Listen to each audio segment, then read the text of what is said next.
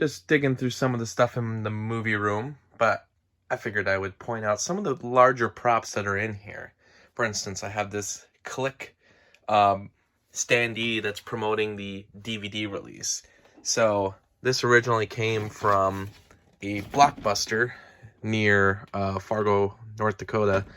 When my sister was going to college in North Dakota, she actually was able to get that for me at a Blockbuster that had closed. Unfortunately, I never got to go to a Blockbuster or any video store that was closing down to pick up some of the, memorabilia like that. So it would have been cool, but my sister was able to hit up a Blockbuster really quickly before it closed. And on the back here, it also has some other things on it. So you can flip this around. I have once in a while for Halloween, but for the most part, I like big old... And then I'm going to break things on screen. I legitimately thought this thing broke. I was like, never mind. I guess that's the end of this. I like having big old Adam Sandler's face. Oh, that was a terrifying sound. Jesus. So I have this Han Solo Standy. This is like the largest thing I have.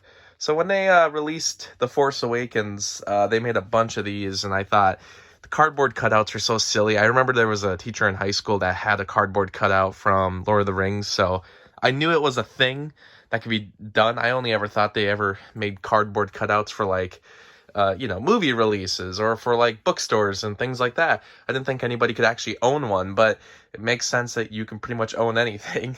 And they were selling this at Barnes & Noble, and I think it even has the date on there. Maybe not. Maybe they don't have it on there, but this was released during The Force Awakens, and I really wanted to get it. Just because I was like, you know what? Yeah, I need to own a giant old Han Solo. I definitely probably paid way too much for this, but luckily it's paid off, because now I get to have it in all my videos. Now I have a really nice space for it to be set up in. The Cinephile Studio sign, which was mostly, that was me who bought it. My fiance thought it would be kind of cool to own something like that, and I always figured, yeah, it'd be kind of, I think it would be neat to kind of own. So I finally bought one day. I'd always seen people use them in videos and photos, and I have used it for other reasons, but for the most part, when I'm not using it, it just stays up there with that on there. So this is a pizza box from Spiderman Homecoming, which I only bought a pizza from there with my sister just because we wanted the pizza box with Spider-Man on it, because one of our favorite out-of-context lines we like to say is actually from Spider-Man 2. Pizza time! So I was like, we gotta own a box with Spider-Man on it so we can officially always say, pizza time! You're late. I'm not paying for those. I could just quote Spider-Man 2 all day. Got this Coppola Wine Box. So this is a little weird. I got on top of here, some movies and different Blu-ray box sets, but I've gone through some of those in the past. But this box right here, which is it's maybe not always seen in the videos, but I have it set up in here. Used to be up in the kitchen, but I moved it down here. So Francis Ford Coppola, yeah, movie director, obviously. He has a winery, and the winery is located in California. I've actually been to the winery, and I took some photos there. They have some Godfather props there, other things. It's a really neat winery. I mean, I would just say, if you're ever in California, in wine country, I would do it in general, not even just for the Coppola winery. I think the wineries are super cool, super interesting. And Coppola himself, I mean, I did buy an exclusive wine from the winery itself. He had like movie-styled wines. I got a Jaws one, so it's kind of cool. But this box actually comes from Olive Garden. I used to work in an Olive Garden. I don't know if I've ever said that in any video before, but yeah, while ago during college, I was working at the Italian restaurant that is Olive Garden, and they had this Francis Ford Coppola wine there. That was the first time I ever realized there was a Coppola wine. It was the Cabernet, Coppola Cabernet Sauvignon, and actually, I've had that wine. I am not a big fan of drier wines, really. I'm just kind of a sweeter guy, to be honest. I'm a baby when it comes to wine, but I do like Cabernet. I actually like a couple Cabernets, but I do like the Coppola Cabernet. It's pretty good.